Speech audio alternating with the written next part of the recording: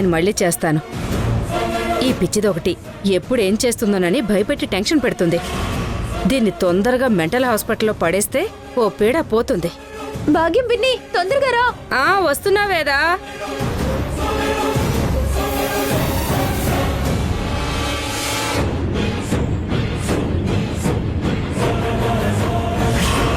కర్మ. బొమ్మ కాలుకి కట్టు కడుతుంది, బొమ్మకి డైపర్లేస్తుంది, బొమ్మకి కార్టూన్ సినిమాలు చూపిస్తుంది, దానికి ముడ్డి కడుగుతుంది, బొమ్మ కోసం బొమ్మలు కొంటుంది. అయినా దీనికి ఎంత తొందరగా పిచ్చి పడితే అంత నాకు మంచిదేలే.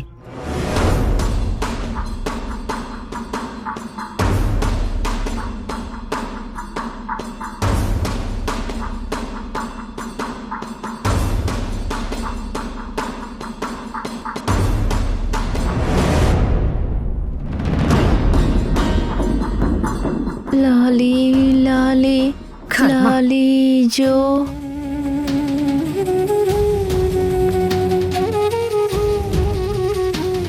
లాలీ లాలీ ఊరుకో పాపాయి.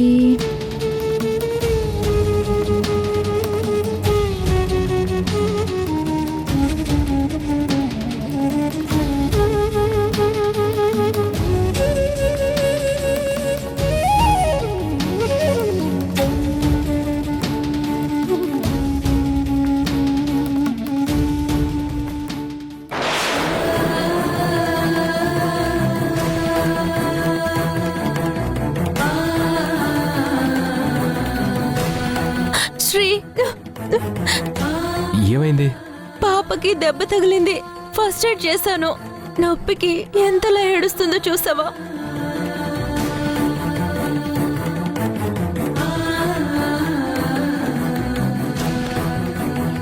పాపకి దెబ్బ తగిలిందా? ఇటివో.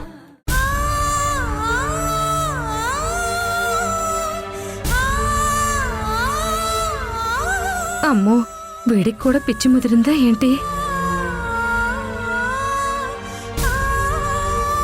ఈ పిచ్చిదాని పిచ్చి అల్లుడు కూడా అంటినట్టుంది. భార్య కోసం ఇల్లు వదిలి వచ్చాడు. ఇప్పుడు దీనికి పిచ్చి పట్టినా సరే వదిలించుకోలేక భరిస్తున్నాడు.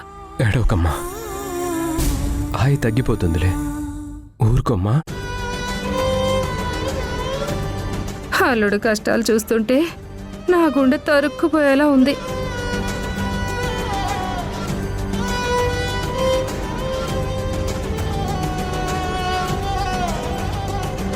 శ్రీ, ఇటివ్వు.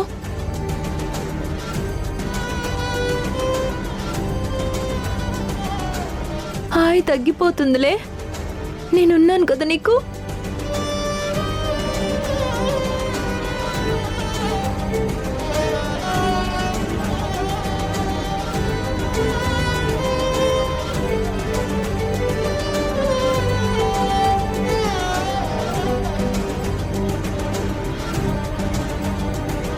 శ్రీ, పాపని పడుకోబెడదాం, నొప్పి తగ్గిపోతుంది. నువ్వు కూడా రా.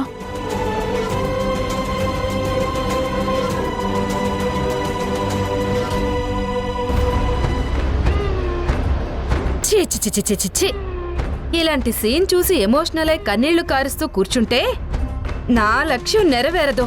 వేదకి కష్టాలు పెంచాలి. దాని పోరు భరించలేక వేదతో విడిపోతే బావుంటుందన్న ఆలోచన శ్రీకి వచ్చేలా చేయాలి. ఇంత సెంటిమెంట్ చూసి నేను తట్టుకోలేకపోతున్నాను.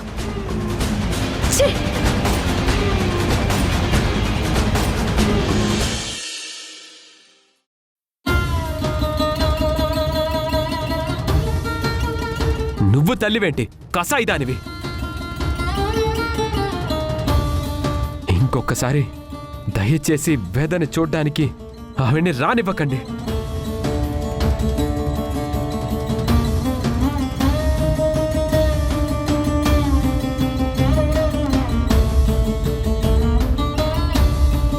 ఊరుకో అమ్మమ్మ, బాధపడుకు. నాకు ఏడుపొస్తుంది.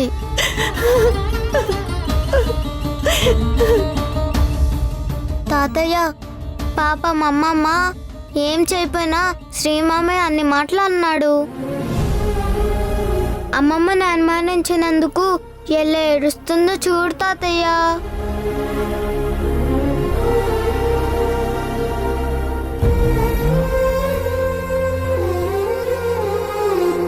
ఏం చేయమంటావు మోక్ష? పరిస్థితులన్నీ శ్రీ అనుమానించేలాగే ఉన్నాయి.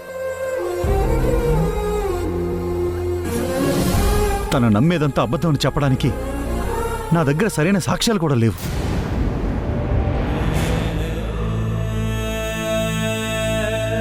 అలాగని మీ అమ్మమ్మ ఇవన్నీ చేసిందని నేను అనుమానించలేను.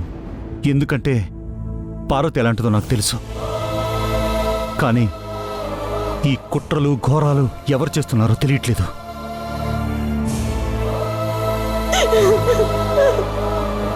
ఒక పక్క కోడలి ఆరోగ్యం, మరో పక్క కన్న కొడుకు తల్లి లాంటి పార్వతిపై చేస్తున్న ఆరోపణలు, ఇవన్నీ గుండెను తూట్లు పొడుస్తున్నాయి.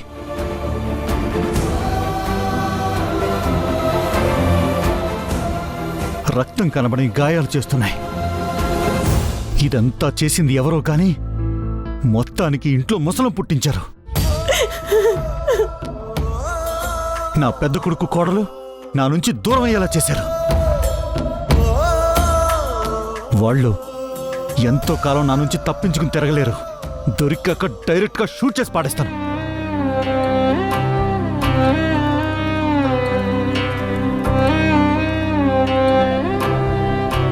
బాధపడకు పార్వతి. వేద ప్రవర్తిస్తున్న తీరుకి నేనే కారణమని శ్రీ వేసిన నిందకి నా మనసు కాలిపోయిందండి. కడుపుతో ఉన్న వేదని కన్న తల్లిలాగా కడుపులో పెట్టుకొని చూసుకుంటాను, కానీ నేనెలా ఇబ్బంది పెట్టాలని చూస్తానండి. వేదన చూసిన దగ్గర నుంచి నా ప్రాణం విలవిలలాడిపోతుందండి.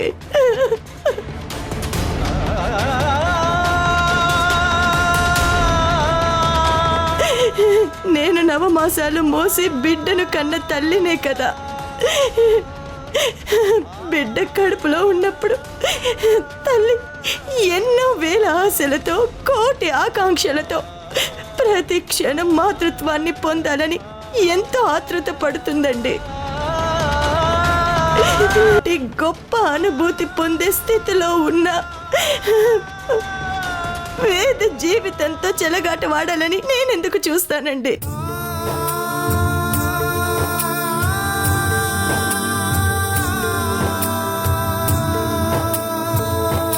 నువ్వు అమాయకురాలు అని నేను నమ్ముతున్నాను పార్వతి. కానీ సాక్ష్యాలు నువ్వే దోషం అన్నట్టుగా కనపడుతున్నాయి. దాంతో నువ్వే వేద కడుపు పోగొట్టాలని చూసావని, ఇప్పుడు వేద ప్రవర్తిస్తున్న తీరుకి నువ్వే కారణం అని శ్రీ నమ్ముతున్నాడు. శ్రీకి ఎలా నచ్చ చెప్పాలో, నిన్నెలా ఓదార్చాలో నాకు అర్థం కావట్లేదు.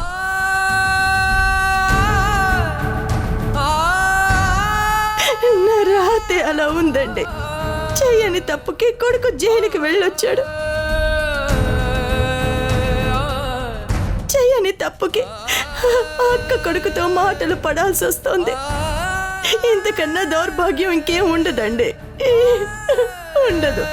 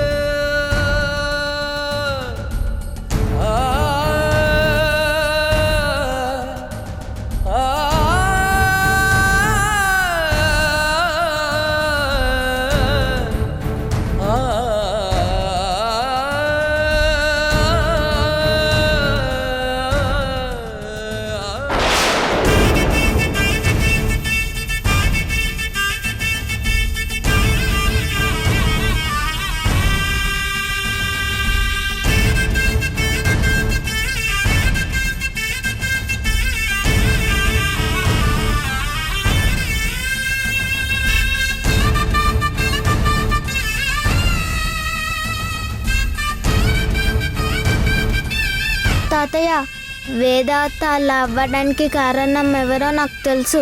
అమ్మమ్మ ఏ తప్పు చేయలేదనే సాక్ష్యం లేకుండా శ్రీమామయ్య ఎలా నమ్ముడో ఇప్పుడు నేను కూడా ఆ మనిషి గురించి సాక్ష్యం లేకుండా చెప్తే మీరు నమ్మరు. కానీ వాళ్ళ పాపం పండే రోజు వస్తుంది. అప్పుడు సాక్ష్యాలతో సహా అమ్మమ్మ నిర్దోషి అని ప్రూఫ్ చేస్తాను.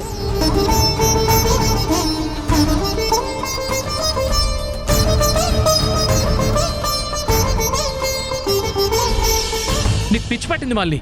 చదువుకున్నావు కదా, నా పొజిషన్ ఎలా ఉందో తెలిసి కూడా అర్థం లేని ఓట్లు పెట్టి టార్చర్ పెడతావేంటి? టార్చర్ అని నువ్వనుకుంటున్నావు. నా మీద నీకున్న ప్రేమని చెప్పకుండా దాచిపెడుతుంటే బయటికి తీసే ప్రయత్నం చేస్తున్నానని నేను అనుకుంటున్నాను కార్తీక్. Shut up! ఆగు కార్తీక్.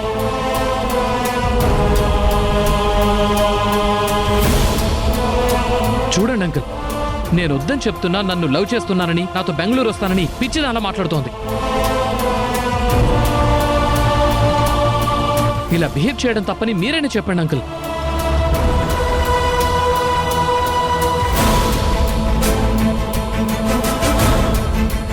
చెప్పండి అంకుల్, అలా సైలెంట్గా ఉన్నారేంటి?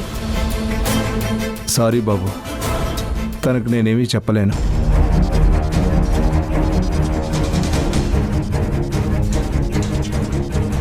అంకుల్, మీరు కూడా అలా అంటారేంటి? మాల్ని మైనర్ కాదు, మేజర్. తన నిర్ణయాలేంటో తనే తీసుకోగలదు. తన భవిష్యత్తు ఎలా ఉండాలో తనే జడ్జి చేసుకోగలదు. మాల్ని మనసులో నువ్వు ఉన్నావు కార్తీక్. నీ మనసులో కూడా తనే ఉందని నేను నమ్ముతున్నాను.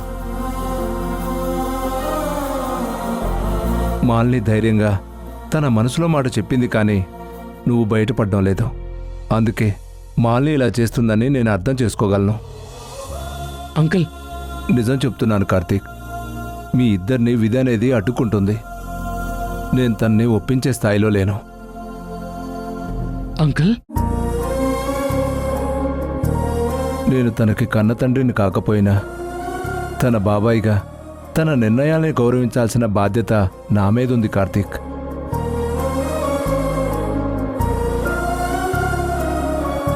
ఇప్పుడు మీ గురించి 4 రోజులు పోయిన తర్వాత నిజం తెలిసి నలుగురు మీ అమ్మాయి కార్తీక్తో ఉంటుందంట కదా, వాళ్ళిద్దరి మధ్య ఏదో ఉందంట కదా అని గుసగుసలాడుకునే ముందే నీ మనసులో ఉన్న నిజమేంటో చెప్పు కార్తీక్.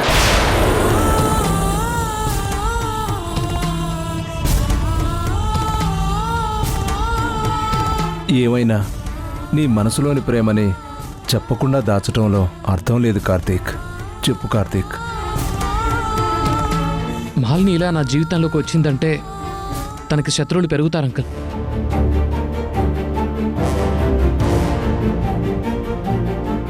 నా వల్ల తన లైఫ్ రిస్క్లో పడడం కరెక్ట్ కాదని ఆలోచిస్తున్నాను. నీతో కలిసి ఉండడానికి ఎంత రిస్క్ అయినా ఫేస్ చేస్తాను కార్తీక్. నువ్వు చెప్పింది కరెక్టే బాబు. తను నీ మనిషి అనుకున్నప్పుడు తన మంచి చెడ్డ గురించి ఆలోచించాల్సిందే.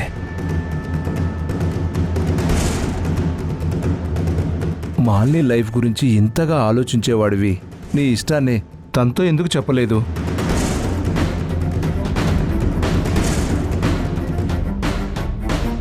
అంకుల్, కార్తీక్, పెళ్లి కాకముందే నా ఇంటి గడప దాటి నీ ఇంటికి వచ్చిందంటే తన మనసులో నువ్వు ఎంత బలంగా ఉన్నావో ఆలోచించు. ఇంతకన్నా నేను చెప్పడానికి ఏం లేదు కార్తీక్, అర్థం చేసుకో. కార్తీక్ అర్థం చేసుకుంటాడు బాబాయ్. చూడు కార్తీక్, నీతో కలిసి నేను ఇక్కడ ఉండడానికి ఫిక్స్ అయ్యే వచ్చాను. ఇది ఫైనల్.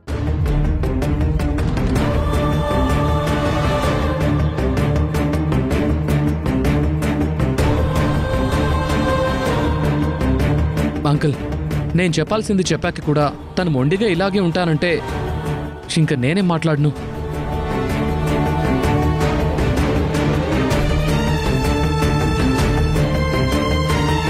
సరే అంకుల్, తను ఇక్కడే ఉండనివ్వండి.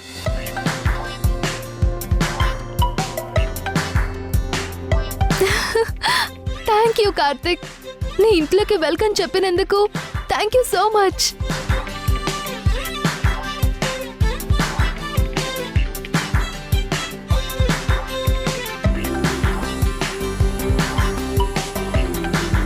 నువ్వు బలవంతంగా ఒప్పుకున్నావని నాకు తెలుసు కార్తీక్.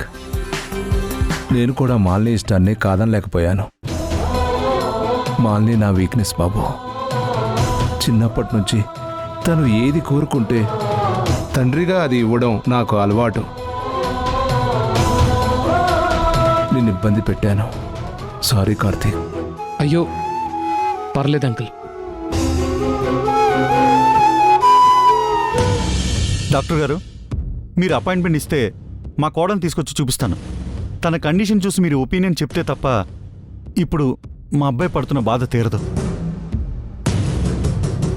అవును సార్. ఓకే డాక్టర్ గారు, నేను మీకు మళ్ళీ కాల్ చేస్తాను. ఎస్ఐ గారు,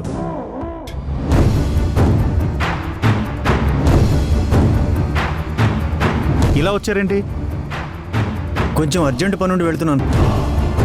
సారీ సార్, ఇప్పుడు నేను మీతో మాట్లాడడానికి రాలేదు. వీణా మేడం గారితో మాట్లాడడానికి వచ్చాను. తనతో దేని గురించి మాట్లాడాలి? సార్, మన ఇద్దరం ఇలా మాట్లాడుకోవడం వీణా మేడం చూస్తే ప్రాబ్లం అవుతుంది. నేను మీతో తర్వాత ఫోన్లో మాట్లాడతాను. నా గురించి ఏదైనా ఉంటే చెప్పేయండి ప్లీజ్. మీకు సంబంధించి చాలా ఇంపార్టెంట్ మ్యాటర్ బయటపడింది.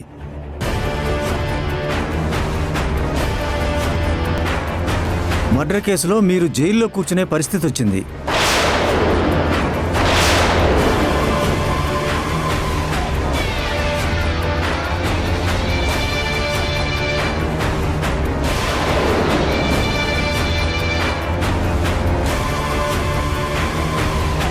మీరు చెప్పేది నిజమేనా? అదేదో ఇప్పుడే చెప్పండి ఎస్ఐ గారు. అవన్నీ తర్వాత ఫోన్లో మాట్లాడతాను సార్. వీణా మేడం గారు మీతో మాట్లాడడం చూస్తే నా మీద కూడా డౌట్ పడతారు. ప్లీజ్ ఎస్ఐ గారు, అదేంటో చెప్పకపోతే నాకు టెన్షన్ పెరిగిపోతుంది. ప్లీజ్ చెప్పండి.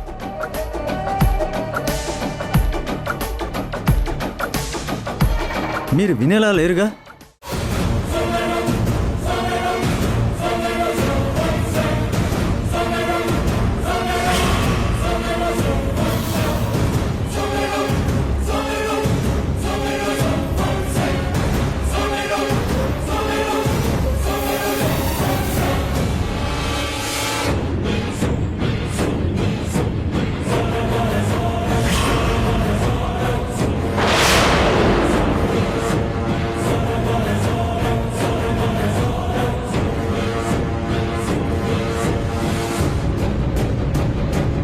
ఎస్ఐ గారు, అందులో నా పక్కనున్న వ్యక్తికి హత్యకి సంబంధం లేదని ఆల్రెడీ ప్రూవ్ అయింది కదా.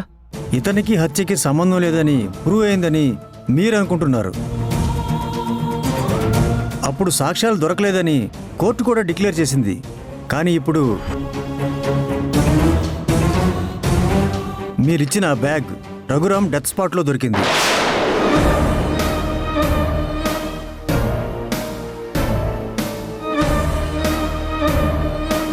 బహుశా అందులో కత్తి గాని గన్ గాని ఉండొచ్చని మా అనుమానం.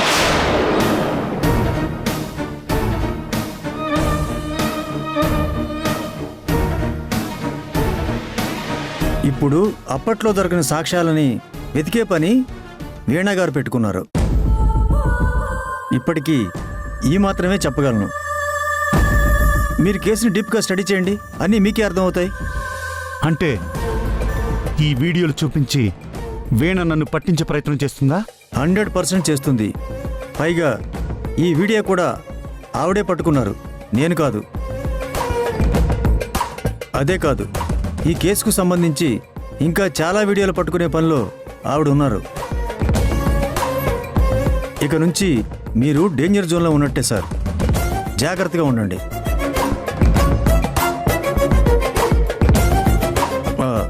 సార్, మేడం వచ్చేస్తున్నారు. మళ్ళీ కలుద్దాం.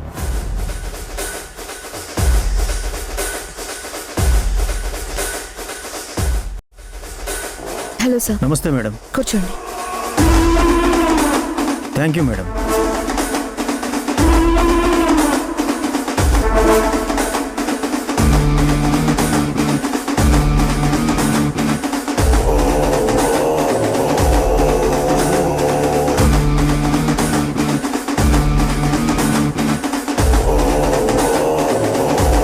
ఎస్ఐ గారు, ఇక్కడ అందరినీ నమ్మలేం. ఎవరికి తెలియకుండా మాట్లాడుకోవాలి. మీకు పంపిన వీడియో కాకుండా మరొక సాక్ష్యం గురించి కూడా సెర్చ్ చేస్తున్నాను. అది దొరికిందంటే మాత్రం ముద్దాయిని లోపల వేయించొచ్చు.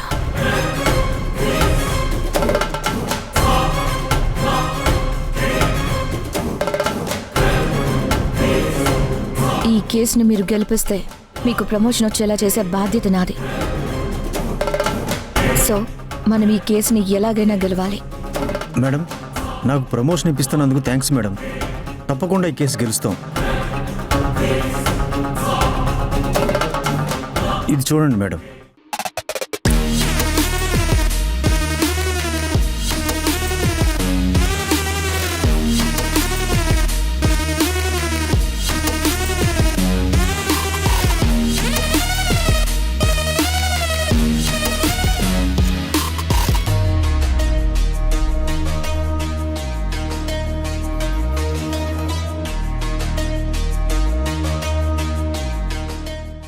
నేను మీకు కాల్ చేస్తే లిఫ్ట్ చేయట్లేదు, మెసేజ్ చేస్తే రిప్లై ఇవ్వట్లేదు. ఇలా మారిపోయారేంటి? న్యాయం కోసం పనిచేయాలంటే మారిపోవాల్సి వస్తుంది సార్. ఏంటి వీణ చెప్పిన ప్రమోషన్ కోసం ఆశపడుతున్నావా? నేను డ్యూటీ మీద వచ్చాను. మీ ప్రశ్నలకి ఆన్సర్ చేయడానికి రాలేదు. డ్యూటీ ఏంటి? వీణా గారి తండ్రి రఘురాము గారిని హత్య చేసిన కేసులో రిషిని అరెస్ట్ చేయడానికి వచ్చాం.